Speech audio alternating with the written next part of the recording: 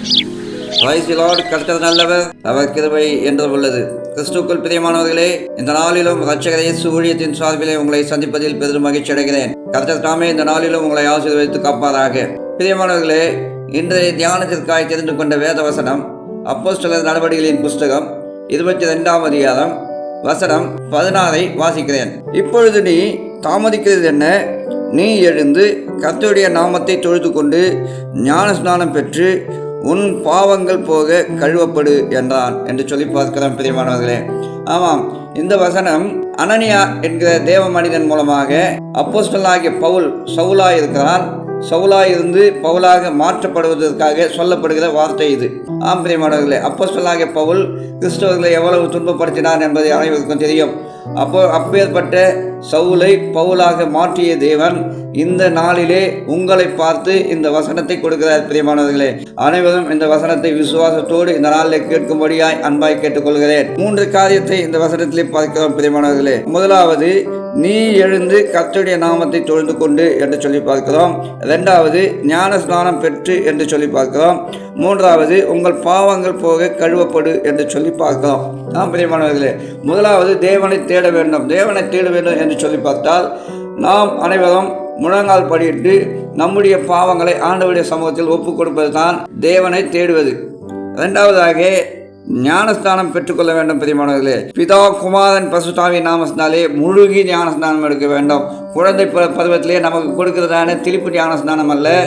நாம் நம்முடைய பாவங்களாக நாம் கழுவப்பட வேண்டும் என்று சொன்னால் நம்மை ஒப்பு கொடுத்து ஆண்டவர் சமூகத்தில் நம்மை தாழ்த்தி ஒப்பு கொடுத்து வாலிப வயதில், அதாவது 18 வயதுக்கு மேற்பட்டு எடுக்கிறதான முழுகு ஞானஸ்தானம் தான் உண்மையான ஞானஸ்தானம் என்பதை நான் தெரிவித்துக் கொள்கிறேன். பிரியமானவர்களே, அப்பொழுது தான் நம்முடைய பாவங்கள் கழுவப்படும். வேத வசனத்தில் நாம் பார்க்கிறோம், பாவத்திற்கு மதித்து நீதிக்கு பிழைக்க வேண்டும் என்று சொல்லி பார்க்கிறோம். ஒருவன் ஜலத்தினாலும் ஆவியினாலும் பிறவாவிட்டால் தேவனுடைய ராஜ்யத்தை காண மாட்டான் என்று சொல்லி பார்க்கிறோம். ஜலத்தினாலும் ஆவியினாலும் என்று சொல்லித்தான் இருக்கிறது, தண்ணீர் தெளிப்பினாலும் என்று சொல்லப்படவில்லை. ஆகையினாலே ஜலத்தினால் பிறக்க வேண்டும், ஆவியினால் பிறக்க வேண்டும், பாவத்திற்கு மதித்து நீதிக்கு பிழைக்க வேண்டும். பிரியமானவர்களே, அப்படி என்றால் நாம் ஒவ்வொருவரும் நம்முடைய பாவங்களை தேவனுக்கு முன்பாக ஒப்பு கொடுத்து ஜெபித்து நம்முடைய பாவங்களுக்காய் முழுகி ஞானஸ்நானம் பெற்று நம்முடைய பாவங்களாக கழுவப்பட வேண்டும். பிரியமானவர்களே, நீங்கள் உங்கள் வாலிப வயதிலே வீணாய் உலக பிரகாரமாய் கழிக்காத படிக்கு வாலிப வயதும் கடந்தும் இன்னும் முழுகு ஞானஸ்நானம் எடுக்காமல் இருந்தால், பிரியமானவர்களே, நீங்கள் ஒவ்வொருவரும் இப்பொழுது ஆண்டவருக்கு ஒப்பு கொடுத்து ஜெபித்து உங்களுடைய பாவங்களை ஆண்டவர் சமூகத்தில் ஒப்பு கொடுத்து முழுகி ஞான ஸ்நானம் பெற்றுக்கொள்ள ஆயத்தப்படுங்கள். பிரியமானவர்களே, உங்கள் பாவங்கள் கழுவப்படும், நீங்கள் ரட்சிக்கப்படுவீர்கள், உங்களுக்கு பரலோகத்திற்கான வாழ்வு கதவுகள் எல்லாம் திறக்கப்படும். பிரியமானவர்களே, கர்த்தர் தாமே இந்த வசனத்தை உங்களுக்கு ஆசீர்வதித்து கொடுப்பதாக. ஞான ஸ்நானம் பெற்றுக்கொள்ளுங்கள், பாவங்கள் போக கழுவப்படுங்கள், பரலோக ராஜ்யத்திற்கு ஆயத்தமாகுங்கள். காலம் சமீபமாக இருக்கிறது. பிரியமானவர்களே, நாளை பார்த்து கொள்ளலாம், பிறகு பார்த்து கொள்ளலாம் என்று காலம் தாழ்த்தாதீர்கள். ஆண்டவராகிய இயேசு கிறிஸ்து எப்பொழுது வருவார் என்பது யாருக்கும் தெரியாது. இப்பொழுதே நாம் அனைவரும் ஆயத்தமாக இருக்க வேண்டும். பிரியமானவர்களே, அவரை முகமுகமாய் தரிசிக்கப் போகிறோம். பிரியமானவர்களே, நாம் அவருடைய வருகையிலே அவரோடு கூட சேர்ந்து நாம் பயணம் செய்ய வேண்டும் என்று சொன்னால் நாம் இப்பொழுது நம்முடைய பாவங்களை ஒப்பு கொடுத்து முழுகி ஞானஸ்நானம் பெற்று நம்முடைய பாவங்களால் கழுவப்பட்டு ஆண்டவருக்காய் வாழ்ந்தோம் என்று சொன்னால் இவைகள் எல்லாம் நமக்கு நடக்கும். பிரியமானவர்களே, கர்த்தர் தாமே ஆசீர்வதிப்பதாக. ஆமென், ஆமென். ஜெபிக்கலாம். பரிசுத்தமுள்ள நல்ல பிதாவே, அப்பா, அந்த நல்ல வேலைக்காய் நன்றி ராஜா. தேவரீர் கொடுத்த இந்த நல்ல வசனத்துக்காக நன்றி.